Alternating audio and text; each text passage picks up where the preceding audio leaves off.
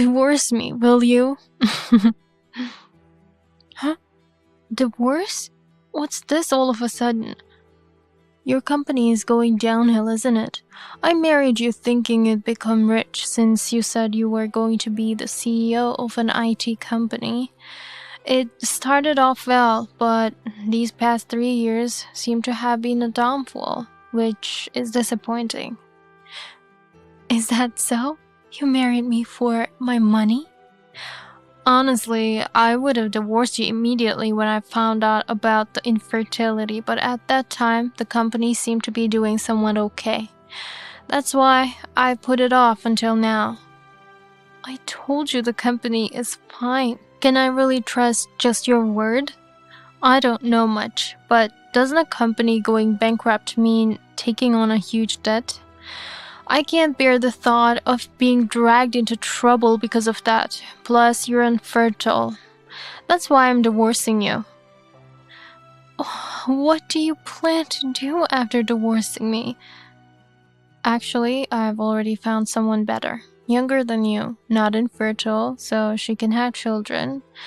And she has a job with a stable income. A total upgrade from you, who might end up in debt if your company fails. There's no hesitation in my husband's words about divorcing me. It seems like he's abandoning me, thinking my company is falling and I can't have children, planning to remarry his lover. Each word he spoke felt like a stab to my heart. Such a husband, I'd rather be the one to ask for a divorce. I divorced him immediately. 5 years later, I encountered an unwanted face while shopping at the mall.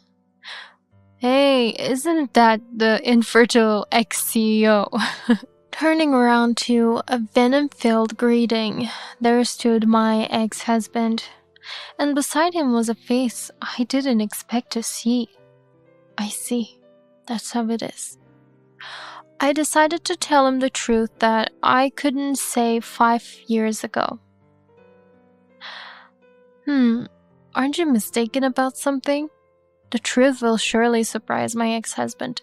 And while I'm at it, I'll throw in a little extra. I am Amy. I'm 32 years old and run an IT company. Though I say I run it, the company was just established. It's an IT company that develops systems and apps using AI, which I started with a man I knew named Mr. White. It's still small since it was just launched, but it's my proud castle. Before building this castle, I thought I wouldn't engage in love or marriage anymore as I was about to start and grow the company. However, just before launching the company, I met my husband, Kevin, and got married. Everyone was surprised since I had declared I wouldn't marry, and I was surprised myself. The marriage happened because a friend introduced me to my husband, but this friend was a bit of a tricky person. Amy, there's a guy I want you to meet instead of me. Instead? I've told you I'm not touching anything related to your love affairs. Well, there was this guy who seemed nice, so I kept him on the back burner. But I've decided to let him go. However, he's the type that doesn't give up easily on me. So I ended up telling him I'd introduce someone better than me. Keep? You have a nice boyfriend, don't you? Plus, better than Mandy? I'm 5 years older than you, not cute at all, and definitely inferior to you. That's not true. You're cool, good at your job, and I think men like that. Besides, the guy I'm introducing you to is the same age as you, so age shouldn't be a concern. But I'm about to launch a company, and I've said I won't be doing anything like romance, remember? Just meet him once, and you can fully ignore him afterward. I think if you meet once, he'll be satisfied. Please, think of it as helping someone out. Fine, but it's just this once. Whatever he says to you later, I don't want to know. With this, I sighed deeply after hanging up the phone, regretting taking on this weird request at such a busy time. Mandy is the sister of my friend. Mandy often contacts me without any particular reason, suddenly invites me out, or makes unreasonable requests like this time. She seems to have many male friends and is quite popular. However, being popular would be fine, but she tends to be careless with men. As a female friend, she's fun and a good person, but because of this, I've kept a reasonable distance and stayed out of love-related discussions to avoid getting involved in unnecessary matters. That's why, even though I'm just acquaintances with her boyfriend, I pretend not to hear anything when she talks about her backup guys. However, since she's my friend's sister and good at pleading with her lively personality, I occasionally end up agreeing to her requests, albeit reluctantly. I decided to meet the man she introduced. I'm actually about to start a company and don't really feel like being in a relationship. I'm sorry, but I'm here today just because Mandy asked me to. You're starting a company? Aren't you the same age as me, Amy? That's amazing. It's so different from me, just being overworked by the company in sales. Can I hear more about your work? Yes. I've been working in IT for a while, and I've decided to start a company with a male acquaintance. My husband was very enthusiastic and engaged in my story. It said that being an entrepreneur is lonely and it's hard to find someone who has business experience or interests to understand the values. Even my parents were opposed to me quitting my job to start my own business.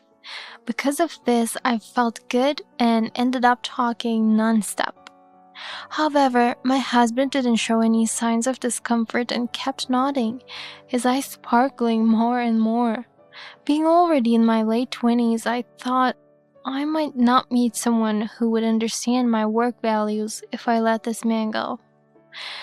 He liked me for being a hardworking and cool woman, and we started dating. Then, before we became too busy after launching the company, we decided to get married. Of course, I had clearly communicated my work and our future family life before getting married. I think I'm going to focus on work from now on, but are you sure it's okay to get married? Kevin, you want children, don't you? It won't be possible right away. It's a bit disappointing that we can't have children right away, but first, focus on your work. Doing what you want is the most important, right? I'll also work hard on my job. We can both do our best, can't we?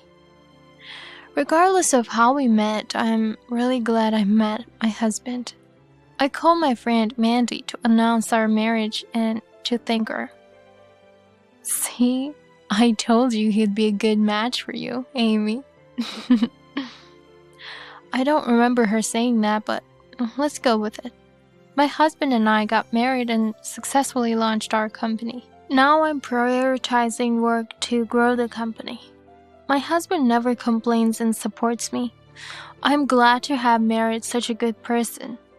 However, as time passed, the situation gradually began to change. 3 years into our marriage, my company was growing smoothly and work had become more manageable. I also turned 35. It's time to address the issue we've been postponing. I know it's a bit weird to say this to a woman, but Amy, you're getting on in years, right? So I was thinking maybe it's time we start trying for a child. I know, we need to think about children too. I'm glad. I was worried you'd say we don't need children because of work.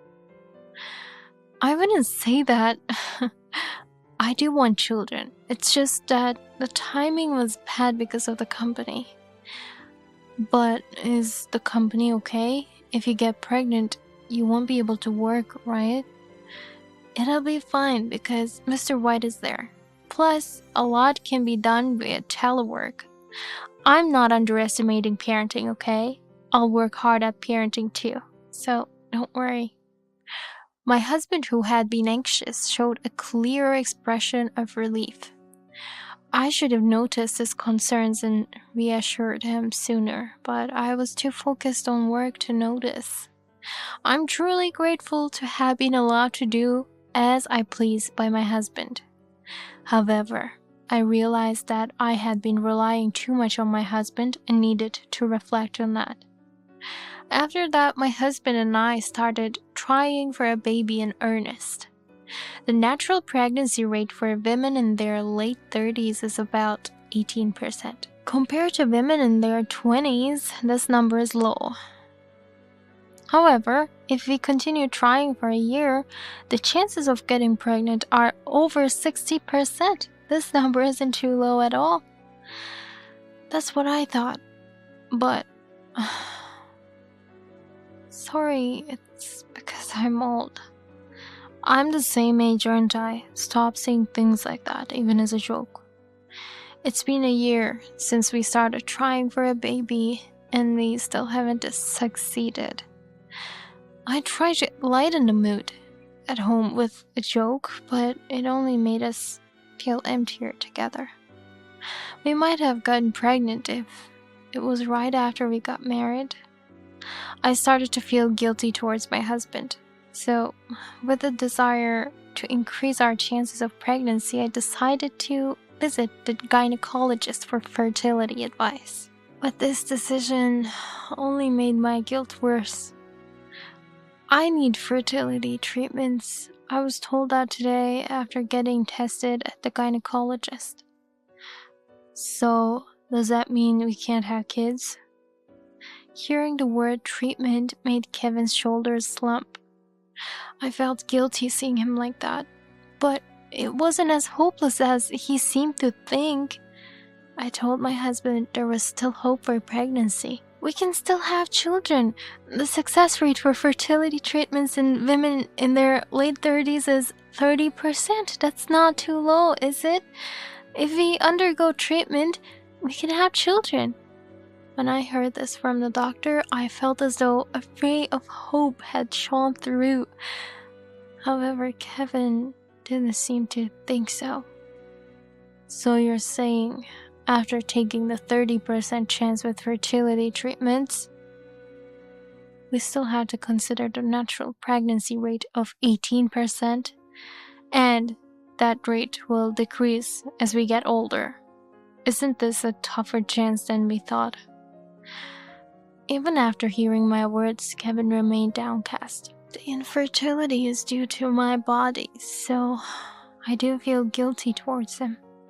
However, it's not like we can't get pregnant at all, so I wished he would say we should try together. At that moment, I felt a great chasm had formed between us. After discovering my infertility, Kevin and I decided to continue trying for a baby, including fertility treatments. However, the gap that formed between us seemed deeper than I thought, and Kevin was uncooperative with the fertility efforts. I'll be home late today, so go ahead and sleep without me. You don't have to wait like before. Again? You've been coming home late a lot recently. Just like you were busy with work, I'm trying my best too. A year after the infertility discovery, our attempt at having a baby quietly ended. Kevin seemed to be working hard, so I decided to put my energy back into work. However, it seems when one bad thing happens, more follow, and I found myself stressed with work too. You've been really frantic since last year, haven't you? Are you busy? But even when you were busy and looked tired, you seemed happy. Did something happen? It's been 5 years since I started the company. It was going well until recently, but the momentum has stalled. Is the business in trouble? It's not like that. It's just that growth has plateaued recently. if it's just a plateau after doing well. Isn't that fine? Other companies are growing rapidly, so staying the same is essentially the same as declining. If we don't take action now, things will only get worse. I might not understand fully, but is the company really okay? Yes, it's fine. I'm sure we'll manage somehow. Managing somehow? Are you sure that's okay to say without any basis? Since discovering my infertility, I felt Kevin had become somewhat distant. However, that wasn't the case. He seemed to be worried about me. Is the company okay? Has the situation improved a bit since then? Kevin continued to express concern for me over time. While I appreciated his worry, even after 1 year, then 2, the situation remained unchanged and I kept scrambling. You keep saying it's fine, but it's been 3 years now? A lot of time has passed, and isn't your company reaching its limit? I told you it's fine. We have just a bit more to go. That sounds like something someone in a desperate situation would say. It seems like your company isn't doing well after all. Well, running a company isn't something that just goes smoothly. It's better to work a regular job and try hard than to chase strange dreams. Can you stop talking like that? It's the truth, isn't it? I've been working steadily and got promoted over these 5 years. In contrast, your company is in a precarious situation.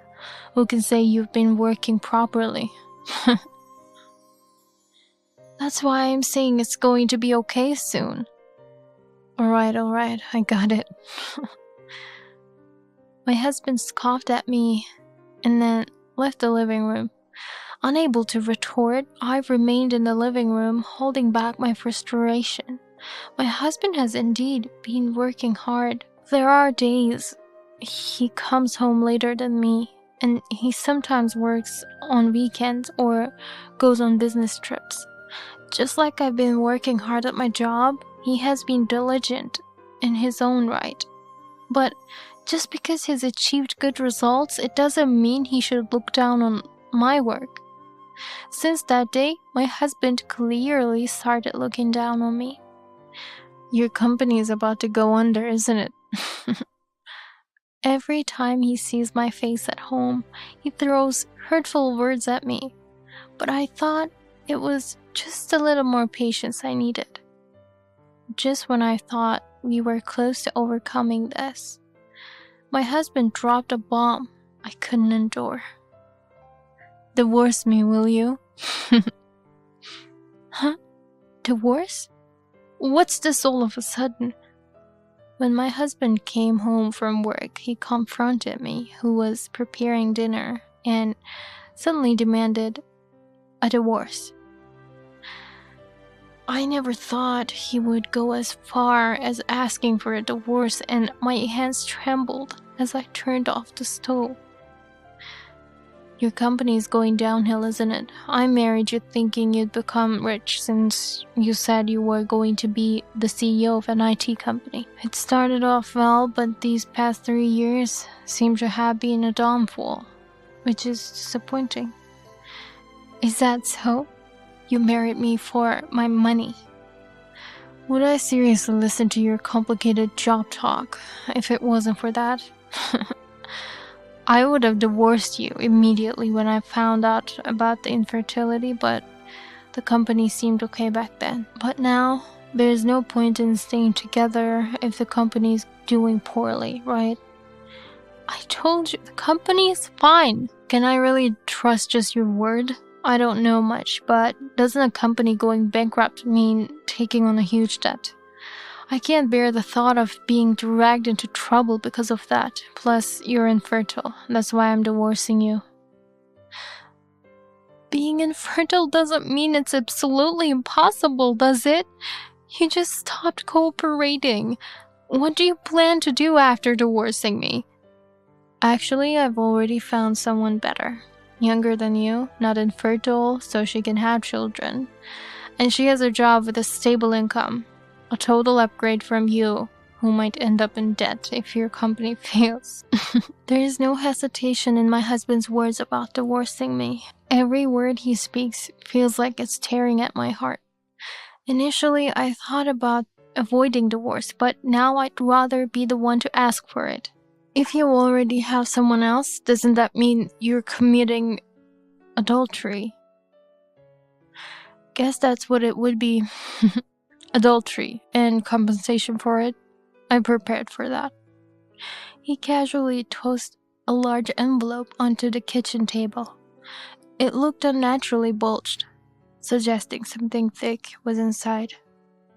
Dealing with claims and all that is a hassle, right? There is $20,000 in there. So can we just settle this divorce smoothly with that as a settlement fee or severance payment? What are you talking about? How could I possibly accept that money? Don't act tough. Don't you need every bit of money you can get right now? Or are you planning to throw a tantrum saying you don't want to divorce me?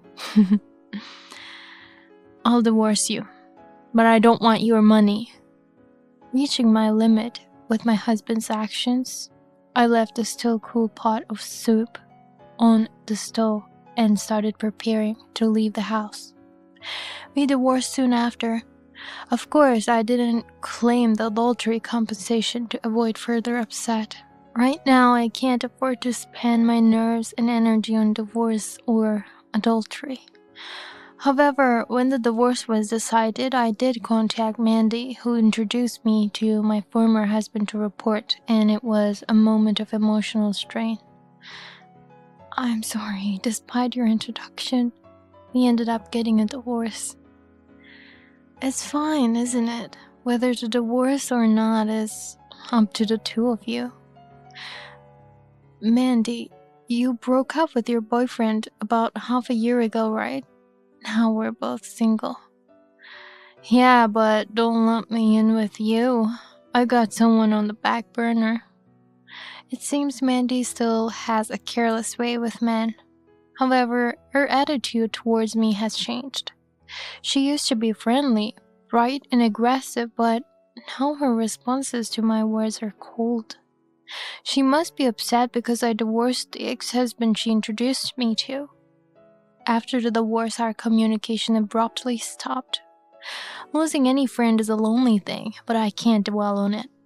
I braced myself, taking a sharp breath through my nose, ready to face what's next.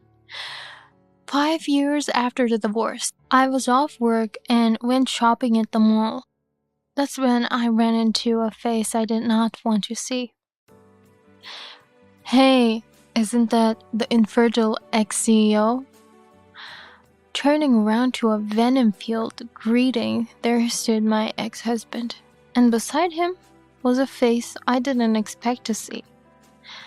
Long time no see. You still live around here? What? Mandy? It's not unusual for my ex-husband and Mandy to know each other and be together. However, seeing a big child standing right behind them is surprising. Yet, I somehow had an idea. I married Kevin. This kid is ours, Kevin and mine. Jealous of our child? Mandy got pregnant right away, unlike you. My ex-husband and Mandy seemed proud to bring the child to the front, showing him off to me. The child, looking about elementary school age, stood there, embarrassed by the sudden attention. Clearly, the someone better my ex-husband mentioned was indeed Mandy. Judging by the child's age, he must have been conceived right after our divorce. Perhaps Mandy was already pregnant before we divorced. A relationship deep enough to have a child suggests it wasn't just a recent affair. My ex-husband, who often came home late, worked on weekends, or went on business trips, must have been pretending to work while actually engaging in an affair. Mandy, while introducing my ex-husband to me, probably kept him as one of many backups, eventually promoting him to her main interest as he became more successful. Cutting off contact with me might have been her way to avoid getting tangled in the divorce mess. Standing there, seeing my ex-husband and Mandy with their child, my mind raced with these thoughts. Sorry for taking Kevin. You're over 40 now, so you're still single, right? Since she's infertile, she's obviously alone. Don't say such pitiful things. How's work? Has your company gone under and left you drowning in debt? Kevin's the one saying pitiful things. My ex-husband and Mandy looked down on me together. However, they were unaware of the truth about me. Aren't you misunderstanding something? I decided it was time to reveal the truth I hadn't shared 5 years ago. While talking with the two of them, a man approached us. Sorry, the restroom was crowded. Who are these people? My ex-husband and Mandy, who introduced him to me. You heard about them, right? These are the people. Nice to meet you. I'm Amy's husband, George. What? Husband? That's right. Remember White? The guy I started a business with. George is White. So you remarried a work colleague. We were business partners, so there were no romantic feelings at first, but after the divorce, I realized how much he supported me. Both seemed surprised to learn I had remarried, likely more shocked by George bringing a child along than the fact of my remarriage. I get the marriage part, but that child? I've been wondering since earlier. Is he your husband's child from a previous marriage or something? Don't be rude. He is my and George's child. What? You had a child? I thought you were infertile. How did this happen? That's a rude thing to say. Didn't I tell you I wasn't completely unable to get pregnant? Unlike you, George was supportive of infertility treatment from the start of our relationship, and he actively participated in fertility efforts. Then, just before I turned 40, we had this child. But at 40, wouldn't the chances of pregnancy be even lower than when we were together? Just because the odds decrease doesn't mean they drop to zero.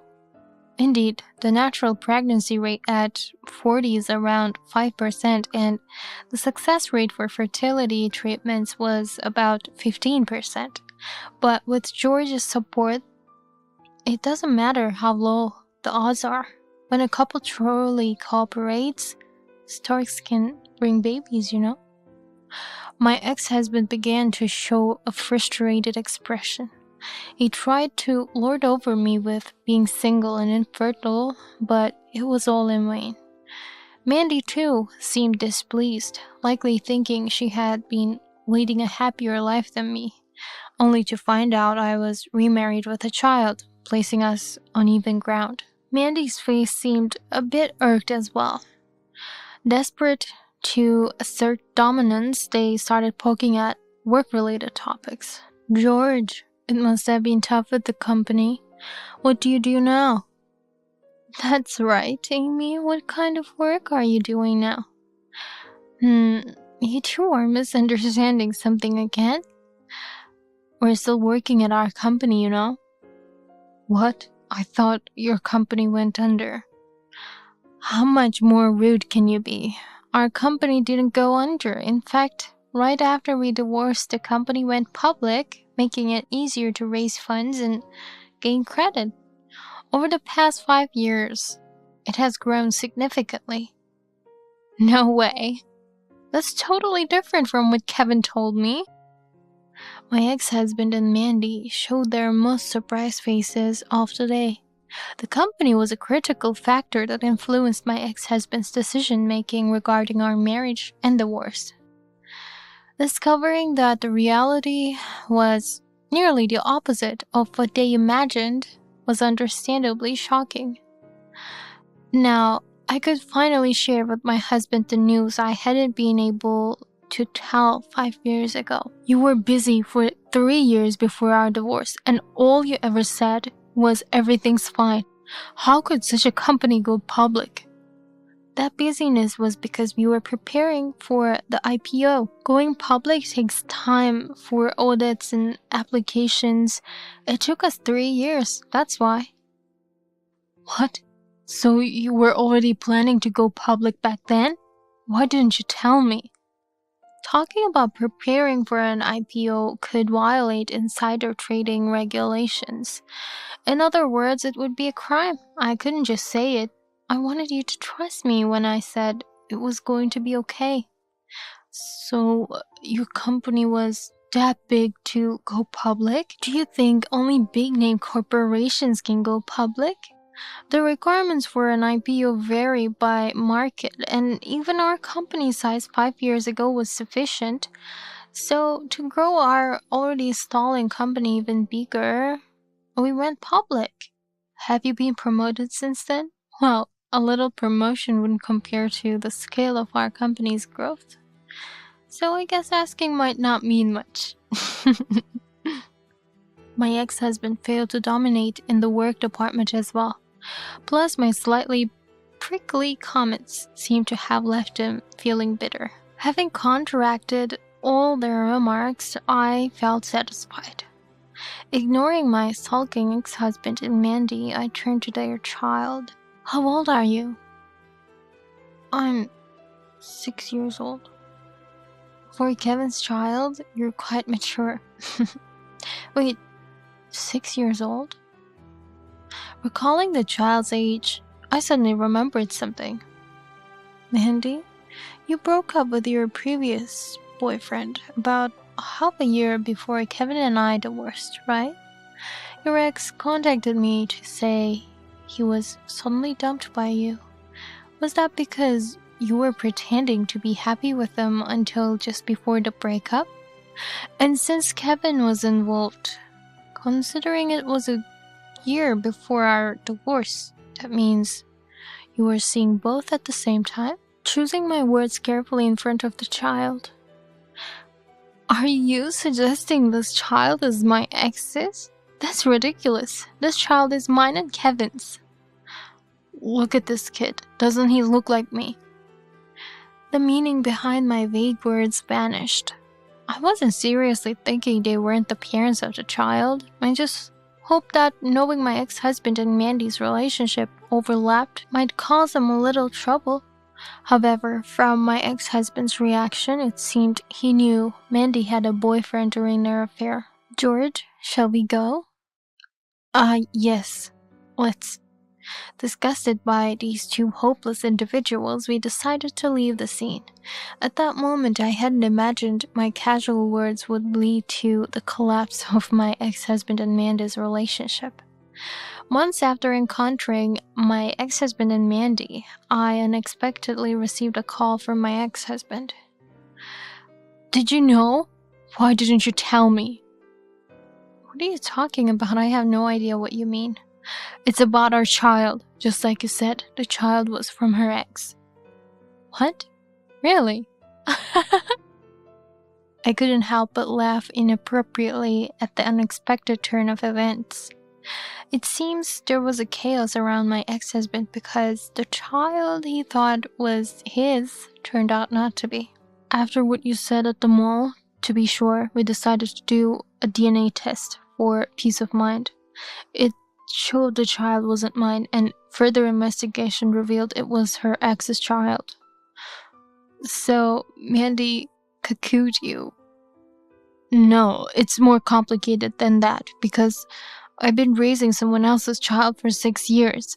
I don't want to take care of someone else's child anymore, so I asked Mandy for a divorce. But Mandy thought it was my child too, not a deliberate deception, so she won't divorce me. Both of us thought it was our child, so legally, it's listed as mine, making it incredibly difficult to undo that parental relationship. Now I'm stuck raising someone else's child. As my ex-husband rambled on, I became increasingly annoyed. And now her ex knows it's his child and wants to take custody, but he has no intention of remarrying Mandy. Mandy doesn't want to give up the child without being together. If only she would hand over the child, it would all be resolved neatly. A quagmire among my ex-husband who wants a divorce, the ex-boyfriend who wants the child, and Mandy who wants to keep the child but not be a single mother. I haven't heard from the ex-boyfriend, so I can't comment on that. But I had some words for my ex-husband. You're a big company CEO, right? Can't you help me out with some top-notch lawyer or money?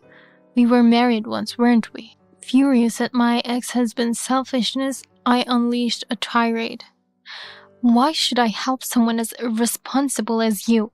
If you've been a parent for 6 years, that child is your beloved child, isn't it? Who cares who the real father is? Take responsibility and raise him. I hung up in a huff. Later, I heard the child was taken in by the ex-boyfriend. I know the ex-boyfriend to be far more decent than my ex-husband and Mandy, so I was relieved the child wasn't left with them. However, I regret that my offhand remark led to turmoil for a 6-year-old child. But if the ex-boyfriend is caring for the child, I trust he'll support his mental well-being. Mandy, now childless, was mentally distressed.